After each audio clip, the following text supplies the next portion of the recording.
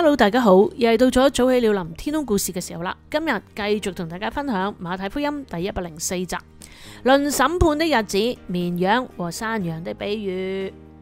好啦，當人子喺佢榮耀裏邊呢，同住眾聖徒降臨嘅時候，就要坐喺佢榮耀嘅寶座上邊，萬民都要聚集喺佢面前。呢個呢，當然就係講到主再來審判嘅時候，究竟發生咩事啦？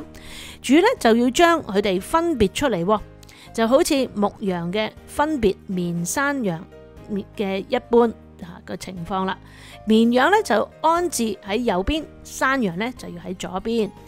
於是王呢，就要向右邊嘅就講啦：你哋以呢班蒙我父賜福嘅呢，可以嚟承受創世以來為你哋所預備嘅國，因為我餓啦，你哋俾我食；渴啦，你哋俾我飲；我作客旅嘅時候，你哋留我住；我赤身露體，你哋俾我穿；我病啦，你哋看顧我；我喺監獄裏邊，你哋嚟探我。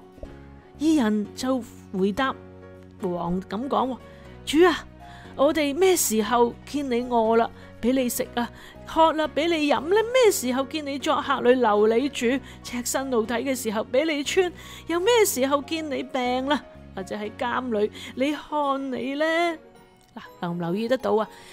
主曾經都講過，當我哋做呢啲嘅時候，連自己都忘記，自己都唔知道，原來唔緊要。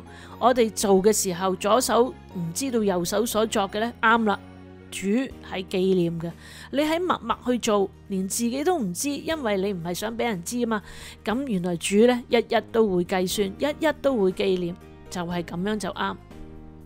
於是王就回答啦：我實在話俾你聽，呢啲事你既做喺一個弟兄裏邊最細嗰個嘅身上，即係話你唔係話明明顯顯要俾人知，你喺一個唔顯眼嘅人嗰度，你就係出於心好真誠咁做喺一個人，幫助一個有需要嘅人身上，就係等於做喺主嘅身上。你睇下，原來我哋咁樣做，神都紀念。王又對左邊嘅咁講：哼，你哋呢班被咒詛嘅人，離開我啊，去到嗰個魔鬼同埋佢嘅使者所預備嘅永火裏邊。因為我餓嘅時候，你哋唔俾我吃；渴嘅時候，你哋唔俾我喝；我作客旅嘅時候，你哋唔留我住；我赤身露體，你哋唔俾我穿；我病嘅時候喺監獄裏邊，你哋唔嚟看顧我。於是嗰班人就回答啦：主啊，我哋咩時候見你或渴啦，或作客旅赤身露體，或病啦，或者喺監裏唔伺候你呢？王就回答啦：我實在話俾你聽，呢啲事你哋既唔做喺弟兄裏面一個最小嘅身上，就等於唔做喺我身上。於是呢啲人呢，就要往永刑裏邊，嗰啲嘅義人呢，就要往永生裏邊啦。大家睇唔睇到啊？原來呢，神嘅標準就係咁。當我哋對於一啲有需要嘅人，無論嗰個人係名人、係富人、係最細嘅任何一個，如果我哋只要對於一啲唔起眼嘅人，我哋幫助佢哋嘅呢，就等於做喺神嘅身上，做喺神嘅身上。但係當我哋鄙視一啲人嘅時候呢，就等於鄙視主。原來呢個就係法則喎，大家有冇留意過？以後當我哋做事嘅時候，如果我哋唔係從心裏邊做喺一啲卑微嘅人身上呢，原來主都計數嘅喎。有冇諗過呢？有冇諗過呢？因為主係一個看顧弱勢嘅人、孤兒寡婦同埋一啲有需要嘅人。我哋嘅主就係一個咁嘅神，就係一個咁嘅上帝。我哋知唔知呢？究竟我哋係綿羊抑或山羊呢？佢哋嘅結局都唔同。究竟從此之後，我哋點樣去選擇？點樣去向咩人去伸出援手呢？